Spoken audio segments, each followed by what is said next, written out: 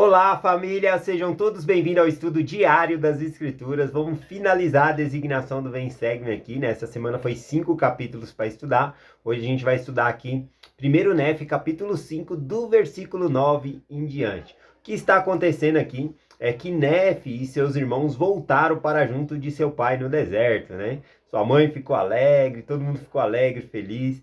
E agora eles vão oferecer um sacrifício e holocausto ao Senhor. Qual é a diferença entre sacrifícios e holocausto? Eu pretendo responder essa pergunta aqui no canal agora, tá bom?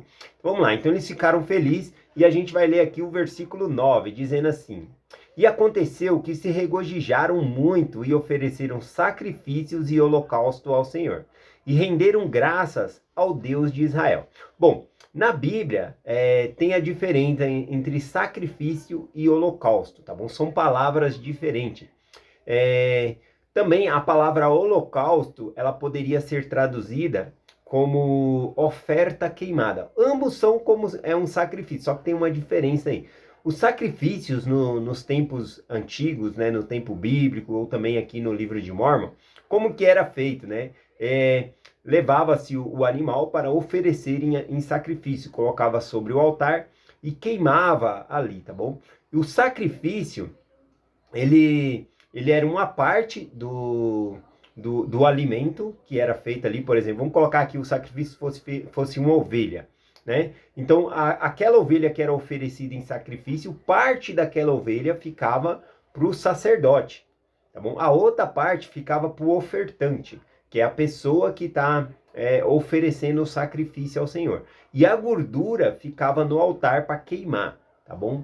Pertencia ao Senhor, né? O cheiro suave ali, quem gosta de cheiro de churrasco. Então, o sacrifício era como se fosse um churrasco, e aí você podia chamar os seus amigos para celebrar com você, tá bom? Existia vários tipos de sacrifício, e esse sacrifício aqui era de regozijo, ou seja, de felicidade. Eles estavam agradecendo ao Senhor pelos seus filhos terem voltado com as placas de latão, por terem escapado da mão de Labão. Então eles estavam agradecendo ao Senhor. Sacrifício também significa uma celebração em comemoração, como eles estão fazendo aqui. Reúne as pessoas, pode convidar amigos e fazer ali esse sacrifício, né? Que era uma forma de adoração a Deus. Se eu estivesse na Sacramental, estivesse explicando sobre isso, eu poderia perguntar o seguinte: hoje nós estamos aqui na igreja para fazer um sacrifício ao Senhor.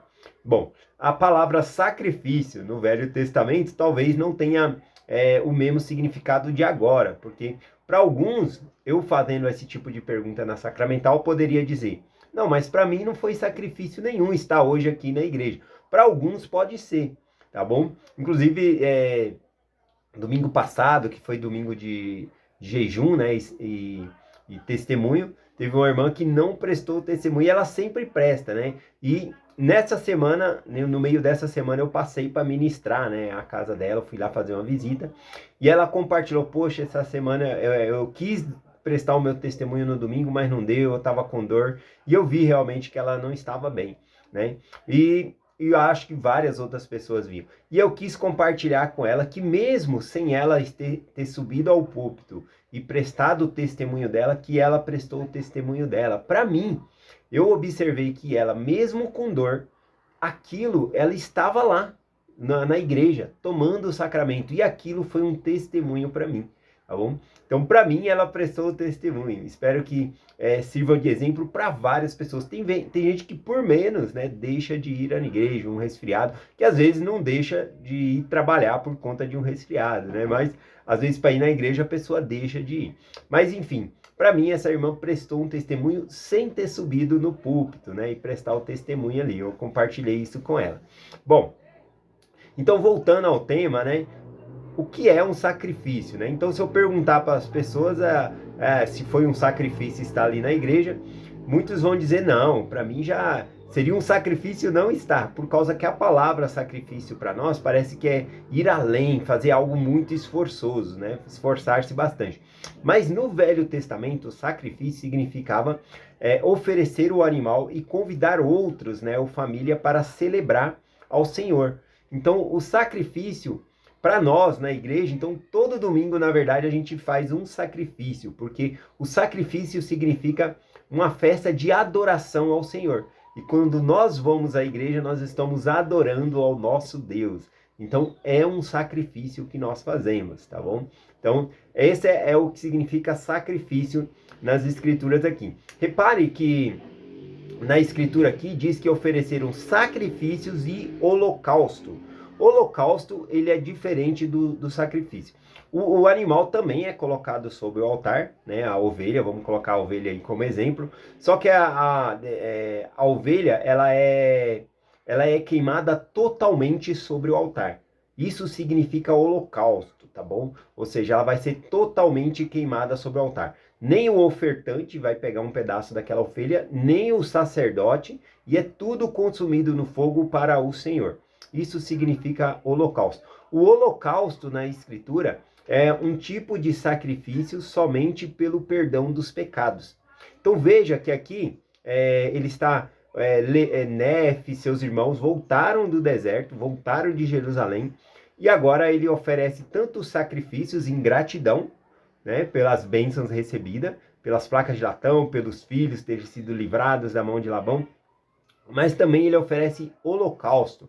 Isso significa que estava oferecendo algo por conta do pecado. Qual é o pecado, né, que haviam cometido? Bom, Lamã e Lemuel, eles haviam cometido pecado em bater em seus irmãos com uma vara, né, açoitar seus irmãos mais novos ali com uma vara.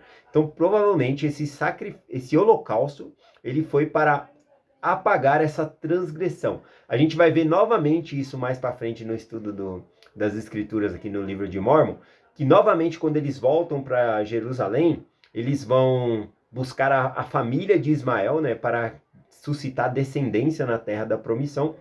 E aí, na volta, quando eles estão com a família de Ismael, novamente Lamã e Lemuel cometem um pecado. Eles amarram Nefe e queriam deixar Nefe para que ele fosse morto por animais selvagens no deserto, cometendo assassinato, né? Isso é matar. Então isso foi um grande pecado, né? Depois eles se arrependem, mas quando eles voltam para junto do pai dele, novamente, então, tem que se oferecer um holocausto, que é para perdão dos pecados. Isso é muito significativo, porque só quem pode perdoar pecados é Jesus Cristo. Então, o holocausto é para perdão de pecados. Só Cristo pode perdoar os nossos pecados. Então, o sacrifício é todinho do Senhor, tá bom? O sacrifício, o holocausto, representa Jesus Cristo, né? Que seria sacrificado, que foi sacrificado por nós. Então, essa é a diferença de sacrifício e holocausto. Na Bíblia, também, o holocausto, ele é chamado de oferta queimada, porque ela é toda queimada ao Senhor. Tá bom? E também, se eu não me engano, as versões mais antigas do livro de Mórmon na tradução falava sacrifícios e oferta queimada, tá bom? Que significa a mesma coisa de holocausto. Eu acho que a primeira vez que Joseph traduziu, ele traduziu como ofertas queimadas, né? Que interessante, ofertas queimadas e holocausto é a mesma coisa. Então essa é a diferença aí de sacrifício e ofertas queimadas ou holocausto, tá bom? O holocausto é totalmente ao Senhor e é para perdão dos pecados. Sacrifícios é ingratidão ao Senhor, ter gratidão ao Senhor pelas bênçãos alcançadas, tá bom? E é uma comemoração, um tipo de adoração ao Senhor, como se fosse uma festa, como eu mencionei. Quando nós estamos na igreja, nós estamos oferecendo um sacrifício ao Senhor, no sentido de que nós estamos celebrando gratidão e partilhando do mesmo alimento ali, todos nós, né? Ou seja, o sacramento, tá bom? Então, quando estamos na igreja, estamos oferecendo um sacrifício ao Senhor. Mesmo que não seja um sacrifício, está para você ter chegado à igreja ou alguma coisa assim, tá bom? Só estou falando o termo da palavra sacrifício nas escrituras, o que significa aqui, tá bom? Então vamos lá. Vamos continuar aqui o restante dos versículos. Continuando aqui do versículo 10 em diante. E depois de haverem rendido graças ao Deus de Israel, seu pai Leí, tomou os registros que estavam nas placas de latão e examinou desde o princípio, né? Então eles renderam graças ao Senhor aqui, né? Ou seja, por meio dessas ofertas, tá bom?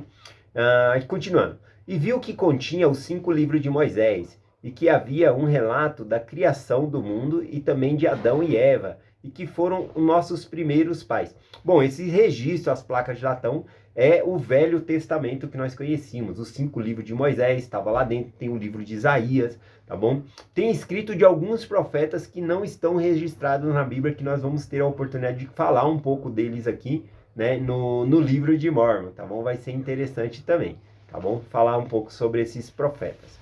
Continuando aqui, e também um registro dos judeus, desde o princípio do mundo até o começo do reinado do rei Zedequias, rei de Judá. Também as profecias do santo profeta, desde o princípio até o começo do reinado de Zedequias. Também muitas profecias foram proferidas pela boca de Jeremias. E aconteceu que meu pai, Leí, também descobriu nas placas de latão uma genealogia de seus pais e soube, portanto, que ele descendia de José, sim, aquele mesmo José que era filho de Jacó e que fora vendido no Egito para que fosse preservado pela mão do Senhor, para que pudesse preservar o seu pai, Jacó, e toda a sua casa, evitando que morressem de fome. Está falando de José do Egito aqui, que Leí, ele era descendente de José do Egito, tá bom? Ou seja, o livro de Mórmon que vai ser escrito, né, que está sendo escrito aqui nas Américas, é a vara de José. Na Bíblia fala sobre, em Ezequiel, né, fala sobre isso, a vara de José e a vara de Efraim. Não, a vara de Efraim e a vara de Judá. A vara de Judá é a Bíblia que nós temos. E a vara de Efraim, tá bom? É o registro aqui do livro de Mórmon. Continuando. E também tirados do cativeiro da terra do Egito, pelo mesmo Deus que os havia preservado. Assim meu pai Leí descobriu a genealogia de seus pais. E Labão também era descendente de José, razão porque ele e seus antepassados haviam mantido os registros. Continuando aqui. Então, quando meu pai viu todas essas coisas, encheu-se do Espírito e começou a profetizar sobre seus descendentes. Outra aplicação para nós. Leí, lendo as Escrituras, ele se encheu do Espírito. Nós devemos sempre ler as Escrituras, todos os dias, para nos encher do Espírito do Senhor. E que essas placas de latão iriam a todas as nações, tribos, línguas e povos que fossem da sua descendência. E disse também que as placas de latão jamais seriam destruídas ou obscurecidas pelo tempo. E profetizou muitas coisas sobre a sua semente. Então, essas placas, apesar de ser de latão, o latão nós sabemos que enferruja. Mas, quando o Senhor fala algo, aquilo não enferruja. Tudo, né, pela palavra do Senhor permanece. Então, apesar das placas serem de latão, o Senhor está prometendo que elas nunca perderiam o seu brilho, né? Nunca obscureceriam pelo tempo, tá bom? Então, essas placas manteriam seus brilhos. E essa é a pergunta. Já que as placas são as escrituras, elas têm um brilho para você? Você tem deixado as escrituras perder o brilho para você? Será que ela tem o brilho? Então, nós devemos manter o brilho das escrituras em nós, tá bom? Que seja gostoso a gente estudar as escrituras, tá bom? Então, aqui tem essa profecia de que jamais essas escrituras seria obscurecido por o tempo. Esse é o problema, né? Às vezes a gente gosta muito das escrituras, mas com o tempo, o passar do tempo, a gente tem que gostar mais ainda. E não deixar de estudar as escrituras, tá bom?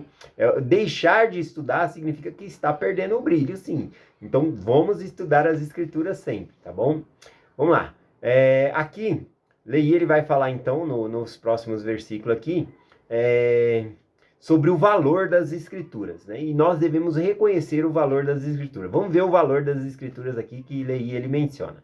E aconteceu que, então, meu pai e eu havíamos guardado os mandamentos do Senhor, que o Senhor nos dera. E havíamos obtido o registro que o Senhor nos ordenara e havíamos examinado e visto que eram de grande valor. Sim, de tão grande valor que podíamos preservar os mandamentos do Senhor para nossos filhos. E era, pois, sábio para o Senhor que levássemos conosco enquanto viajávamos pelo deserto rumo à terra da promissão. Então, as escrituras eram de grande valor porque ele podiam ensinar os seus filhos, preservar os mandamentos, né? Então, era uma direção para eles. Última aplicação, né? Nós lemos o versículo 22, que termina aqui a designação do Vem Segue, do capítulo 5 aqui, tá bom? Semana que vem já começa aí o capítulo 6 ao 10, a designação da semana que vem. Bom, então aqui, uma aplicação aqui é que era sábio que eles tivessem esse registro e eles levaram para o deserto. Isso tem algo significativo para nós. Eles sofreram muito no deserto também. E nós, em nossos desertos, nós devemos ter as escrituras conosco. Você está sofrendo, passando por dificuldade? Entra, mergulha nas escrituras com mais afinco. Ou seja, nunca as escrituras têm que perder o brilho para nós, tá bom? Mas se você está passando por uma dificuldade, talvez só ler as escrituras um pouco é pouca coisa. Né? Então você deve intensificar o seu estudo sobre as escrituras se você está passando por um deserto, uma dificuldade. Vou dar outro exemplo. Nós jejuamos pelo menos uma vez por mês. O primeiro domingo de cada mês é um domingo reservado na qual nós fazemos um jejum ao Senhor, tá bom? Então, uma vez por mês nós jejuamos. Mas se você está passando por uma dificuldade, uma vez por mês é pouco. Né? Então você deve intensificar o seu jejum para alcançar essa bênção, buscar o Senhor com mais afinco. Então, uma vez por mês é pouco. Então, se você está passando por um deserto, só ler as escrituras, vamos supor aí que você estuda as escrituras 10 minutos por dia. É ótimo, tá ótimo se você faz isso. 5 minutos, se você tem um tempo reservado para ler as escrituras, seja 5 minutos ou 10 minutos, tá ótimo. Mas se você estiver passando por um problema, você tem que intensificar. Se você lia 10, leia 20, estude 20, tente mergulhar nas escrituras mesmo, tá bom? Então esse último versículo fala sobre isso, né? Ó, e era, pois, sábio para o Senhor que levássemos conosco enquanto viajávamos pelo deserto rumo à terra da promissão. Eles tinham que estudar essas escrituras enquanto estavam viajando para a terra da promissão. A terra da nossa promissão é o reino celestial. Nós estamos rumo ao reino celestial. E é sábio, né, para o Senhor que nós tenhamos as escrituras e que nós estudemos enquanto estamos traçando esse trajeto até o reino celestial. Essa jornada na nossa vida está nos preparando para o reino celestial, viver com Deus em Jesus Cristo. E é sábio que nós tenhamos esse registro, que são de grandes valor, tá bom? Então, se você está passando por alguma dificuldade, entre mais ainda a fundo nas escrituras. É essa mensagem que eu compartilho com vocês. Em nome de Jesus Cristo. Amém. Até amanhã.